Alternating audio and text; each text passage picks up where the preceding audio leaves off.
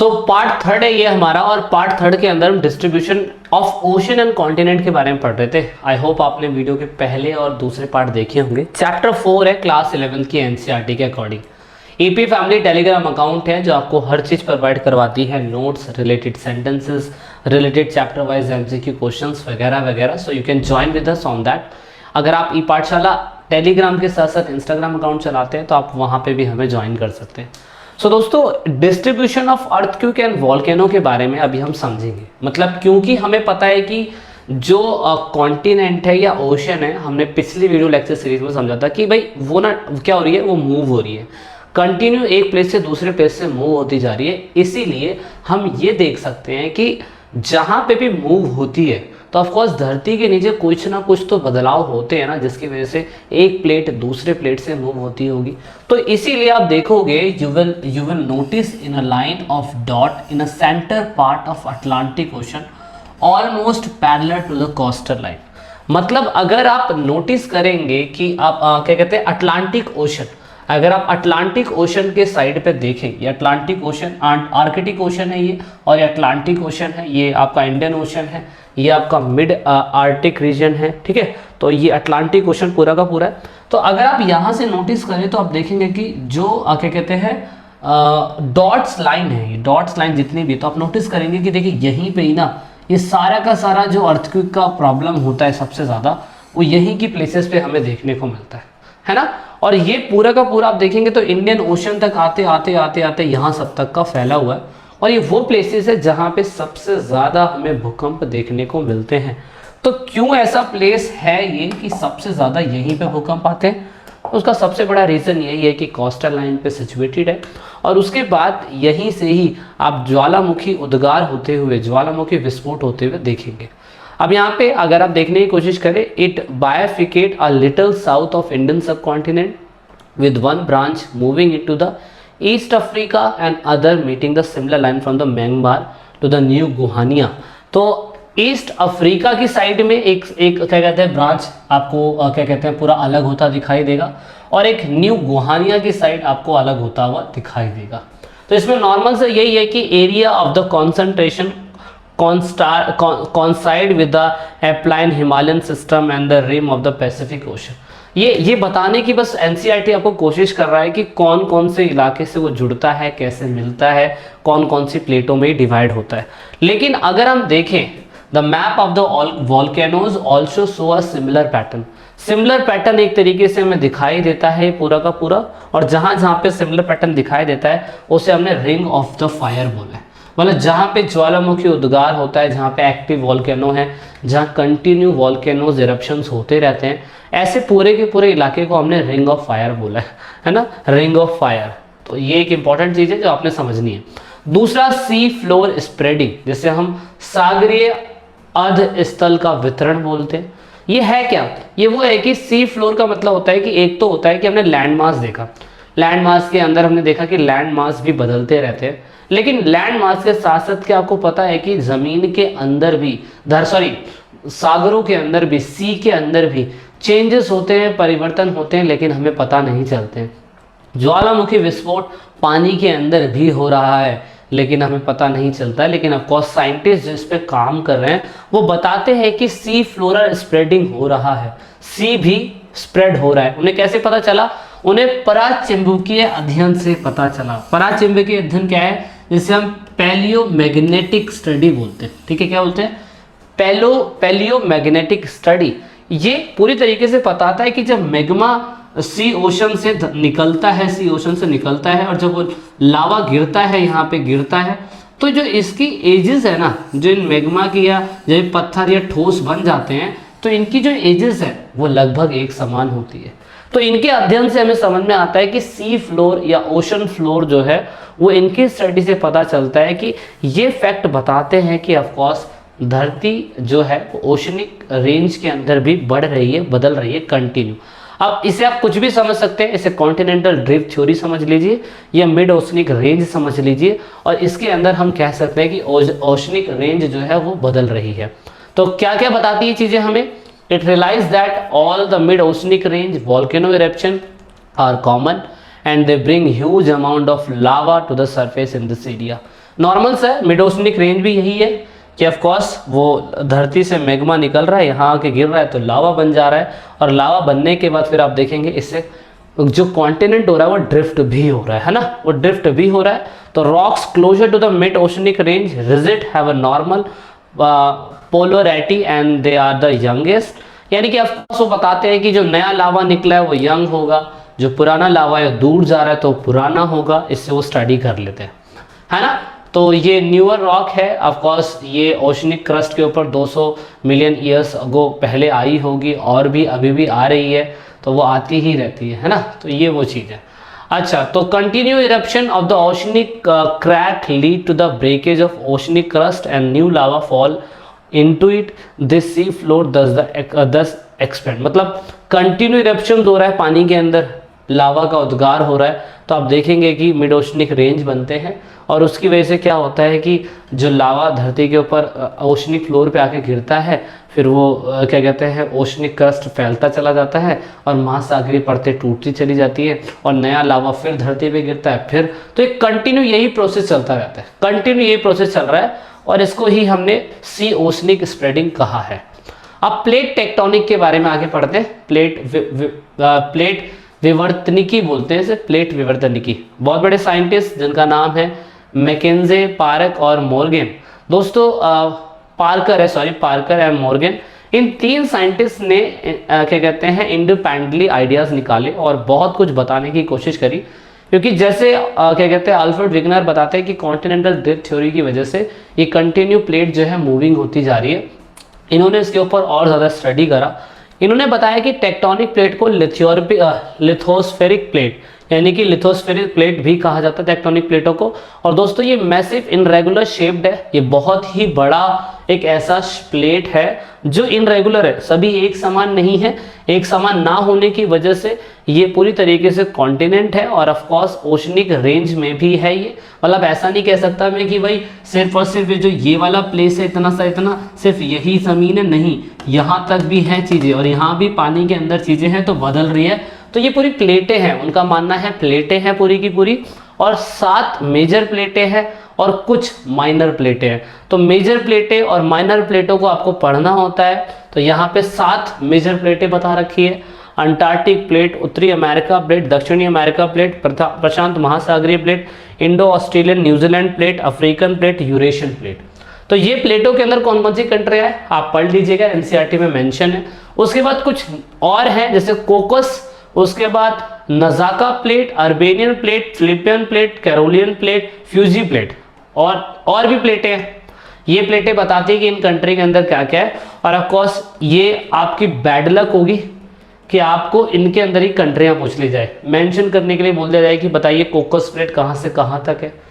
तो ये बस थोड़ा सा ये कि आपको जानकारी होनी चाहिए, हमें महारत तो हासिल करनी नहीं है, बस हमें पता ये करना है कि 7 मेजर प्लेटें हैं और कुछ जो है माइनर प्लेटें, छोटी प्लेटें, और इन प्लेटों के अंदर ही पूरा का पूरा कॉन्टिनेंट है। अल्फ्रेड विग्नर तो सिर्फ इतना सा बताते थे कि पूरा का पूरा एक सुपर कॉन्टिनेंट है, जैसे पेंजिया कहा गया। लेकिन पेंजिया जो है ऑफ कोर्स बहुत बड़ा मैसिव कॉन्टिनेंट तो हो सकता है, लेकिन वो अलग अलग पार्ट्स में है। साइंटिस्ट ने बाद में पैलियोमैग्नेटिक डेटा से पता करा कि ऑफ कोर्स जो ओशनिक फ्लोर है उसके अंदर से भी कॉन्टिनेंट बदल रहे हैं, इसलिए और स्टडी करी गई। और स्टडी करने के बाद बताया गया कि ज़्यादातर प्लेटें 3 टाइप की ही होती है, 3 टाइप की प्लेटें हैं, और इसी प्लेटों से सब कुछ बनता जा रहा है। और दोबारा से वही हो रहा है, दोबारा से लावा फूट रहा है, फिर मैग्मा फूट रहा है, फूटने के बाद लावा गिर रहा है, फिर ज़मीन पे गिर रहा है, फिर वो स्प्रेड हो रहा है, फिर नीचे से उठ रहा है, फिर वो स्प्रेड हो रहा है। ज़्यादातर यही प्रोसेस हो रहा है। तो 3 तरीके के प्रोसेस होते हैं। नंबर 1 प्रोसेस है डाइवर्जन प्लेट। डाइवर्जन प्लेट में क्या होता है, एक प्लेट दूसरी प्लेट से अलग जा रही होती है। When the plate diverge from each other opposite direction में होती है तो उसे डाइवर्जन, अब सारी सीमाएं बोलते हैं। दूसरा है इसे बोलते हैं कन्वर्जन प्लेट। तो कन्वर्जन बाउंड्री, अब सारी सीमा, इसमें क्या होता है जब एक प्लेट दूसरी प्लेट के जुड़ रही नहीं होती है, या जैसे मान लीजिए कि लावा फूटा, नॉर्मल सा है अगर आप समझने की कोशिश करें। मान लीजिए कि यहाँ से लावा फूटा, फूटने के बाद यहाँ से लावा गिरा, तो यहाँ से तो ये प्लेट अलग हो गई, ये अलग हो गई, प्लेट अलग हो गई, तो ये इस डायरेक्शन में जाएगी और ये इस डायरेक्शन में जाएगी। लेकिन जब ये इस डायरेक्शन में जा रही है तो यहाँ से भी तो कोई प्लेट आ रही है, जब यहाँ से कोई प्लेट आ रही है तो ऑफकोर्स प्लेट या तो ये वाली नीचे चली जाएगी या तो ये वाली नीचे चली जाएगी, ऐसा ही होगा। तो इस प्लेट को डाइवर्जन प्लेट बोलते हैं जब when one plate is smashed under the other plate, मतलब जब एक प्लेट मूव कर रही है दूसरी प्लेट के नीचे घुस जाती है। इससे क्या होता है, इससे पर्वतों का निर्माण हो जाता है और इस प्लेटों को हम क्या कहते हैं, कन्वर्जन बाउंड्री कहते हैं। क्लास 9th में इसके बारे में आपने काफी अच्छा पढ़ा होगा। और एक प्लेट होती है हमारी, इसे हम ट्रांसफॉर्म बाउंड्री बोलते हैं। ट्रांसफॉर्म में क्या होता है, ये समरूप जाती है, ये ना अलग हो रही होती है ना जमीन के अंदर जा रही होती है, ये एक दूसरे के ऑपोजिट साइड में मूव करती रहती है। इनको हम ट्रांसफॉर्म बाउंड्री कहते हैं। तो ये where neither a new layer created not the layer is destroyed they are called the transform boundary. इसे हम रूपांतरित सीमाएं कहते हैं। इसका एग्जाम्पल एनसीईआरटी में दिया हुआ है, तो एनसीईआरटी में आपको मिल जाएगा कि ये जो प्लेटें हैं मूव कर रही है, मतलब सारे का सारा मिड ओशनिक रेंज से लावा निकल रहा है, धरती पे गिर रहा है, फिर ठंडा हो रहा है, ठंडा होके फिर प्लेट या तो दूर जा रही है, दूर जा रही है तो भाई सिंपल सी बात है वो पूरी तरीके से क्या कहते हैं कन्वर्ट हो रही है किसी न किसी उसमें, फिर या तो फिर डाइवर्जन हो रही है और उसके बाद ट्रांसफॉर्म हो रही है तो अपोजिट डायरेक्शन में एक दूसरे के चल रही है। तो ये पूरी की पूरी 3 टाइप की प्लेटें होती है। अब लोग कहते हैं कि क्या धरती सही मायने में मूव कर रही है क्या, क्या यहाँ पे आंदोलन लिखा हुआ है, तो आंदोलन मत समझिएगा, ऐसे मूवमेंट समझिएगा, ठीक है, कि प्लेटों का मूव होना, कि क्या यहाँ पे जैसे इंडिया था, लोग कहते हैं कि कई हजार साल पहले इंडिया यहाँ पे होगा, यहाँ मूव करके यहाँ पे आ गया, तो कितने सालों में आया, किस स्पीड से चल रहा है। जैसे क्या आपका घर अभी जहाँ पे है कि वहाँ पे मूव होके कहीं और चला जाएगा क्या, कुछ समय लगेगा क्या, कितना समय लगेगा। दोस्तों इतना बेसिक इतना स्लो हो रहा है ना कि इसका पता लगा पाना बहुत मुश्किल है। पर क्लास 11th की एनसीईआरटी को थोड़ा बहुत डेटा समझा देती है। वो बताती है कि आर्टिक रीजन जो है, आर्टिक रीजन, अगर आप आर्टिक रीजन देखने की कोशिश करें तो सबसे ऊपरी प्लेस है, ऊपरी प्लेस आर्टिक रीजन सबसे स्लो मूव हो रहा है, यानी कि वो एक साल के अंदर 2.5 सेंटीमीटर ही मूव होता है। अब चाहे वो कहीं की भी प्लेट देख लो, सबसे स्लोवेस्ट मूव होता है 2.5 सेंटीमीटर। मतलब कि अगर आप स्केल ले लीजिए, स्केल को अगर आप देखो तो स्केल को 2.5 सेंटीमीटर बहुत ही जरा सा होता है और वो एक साल के अंदर इतना मूव करेगा, उतना मूव करेगा आपको पता ही नहीं चलेगा। दूसरा ये बता रखा है कि South Pacific about 304 kilometre west of Chile they had the fastest rate, मतलब 15 सेंटीमीटर एक साल में मूव करता है साउथ पैसिफिक का प्लेस, क्योंकि वहां पे बर्फ ज्यादा है ना। तो 15 सेंटीमीटर एक साल में, एक स्केल ही होता है पूरा का पूरा 15 सेंटीमीटर का, आपने स्केल देखा होगा मार्केट में मिलता है। अब वो इतना भी मूव कर रहा है एक साल के अंदर, तो आपको क्या पता चल रहा है, आपको कुछ नहीं पता चल रहा है। तो ये फास्टेस्ट है, वो स्लोएस्ट है। मतलब अगर कोई प्लेटें एक दूसरे से दूर हो रही है, कहीं घुस रही है या ट्रांसफॉर्म हो रही है, तो सबसे स्लो मूवमेंट 2.5 सेंटीमीटर एक साल का और सबसे तेज मूवमेंट 15 सेंटीमीटर एक साल का, और वो भी साउथ पैसिफिक या चिली के आसपास के इलाकों में होता है। ठीक है, अब फोर्स क्या लगता है भाई इसमें, अगर आप फोर्स देखें, the heat material raise from the surface spread and begin to cool. Of course जो गर्म लावा होता है, हीट, वो सरफेस तक आता है, धरती पे गिरता है और धरती पे गिर के ठंडा होता है। यही एक जो फोर्स है ना, इसी फोर्स से पूरा का पूरा क्या कहते हैं ये सब चलता रहता है। ऑफकोर्स इसमें एक फोर्स लगता है, इसे ड्राइविंग फोर्स भी कह सकते हैं, जिससे प्लेट मूव कर रही है ना। प्लेट के भाई हम खुद तो कुछ नहीं कर सकते ना, एक नेचुरल प्रोसेस है ये, इसी से मूव करेगी। तो इंडियन प्लेट किस तरीके से मूव करी होगी, ये आपके लिए ज़्यादा जानकारी की बात है, इसको ज़्यादा फोकस करने की कोशिश करिए, क्योंकि जितना कुछ भी पढ़ा है ना वो आपके दिमाग से निकल जाएगा, लेकिन ये वाली बात आपने ज़्यादा फोकस करनी, क्योंकि ये पेपर के पॉइंट ऑफ व्यू से ज़्यादा इंपॉर्टेंट है आपके लिए। तो ये क्या बताता है, the Indian plate including the peninsular India and the Australian continent portion. अगर आप देखें तो ये ऑस्ट्रेलियन कॉन्टिनेंट पोर्शन है, ये थोड़ा बहुत, और ये पूरा का पूरा इंडियन प्लेट है। ठीक है, अब ये मूव कर रही है, तो ऑफकोर्स मैंने जैसे बताया कि 2.5 सेंटीमीटर एक साल में, 15 सेंटीमीटर एक साल में, ये फास्टेस्ट और सबसे स्मॉलेस्ट स्पीड है मूव करने की। तो बताते हैं कि the western margin flow Kirthar mountain of Pakistan and the boundary between the India and the Arctic plate is called the mark by the oceanic rates. मतलब ये बता रहा है कि जो आपका क्या कहते हैं अंटार्कटिक प्लेट्स है, ऑस्ट्रेलियन प्लेट्स है, किस तरीके से मूव कर रही है उसके बारे में बताया गया। ऐसा कहा जाता है कि 250 मिलियन ईयर्स अगो, यानी कि the Tethys sea separate from the Asian continent till about 200 225 million years ago, 225 million years ago जो तीस्ता माउंटेन, अगर आप यहाँ देखेंगे, इधर पे आपको मैप में मिलेगा, यहां से मूव करके वो 255 मिलियन ईयर्स अगो वो मूव होना चालू हुआ होगा, और आज जो प्रेजेंट टाइम पे आपको इंडिया यहाँ दिखाई दे रहा है वो यहाँ जाके मिला होगा।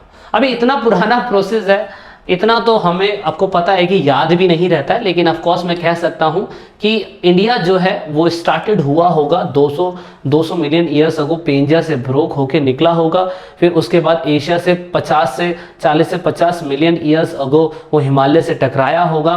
टकराने के बाद मैं कह सकता हूँ कि प्रेजेंट टाइम पे इस लैटिट्यूड, इस सब कॉन्टिनेंट में अगर आप देखें तो 140 मिलियन ईयर्स अगो वो यहाँ पे इक्वेटर के आसपास होगा, है ना।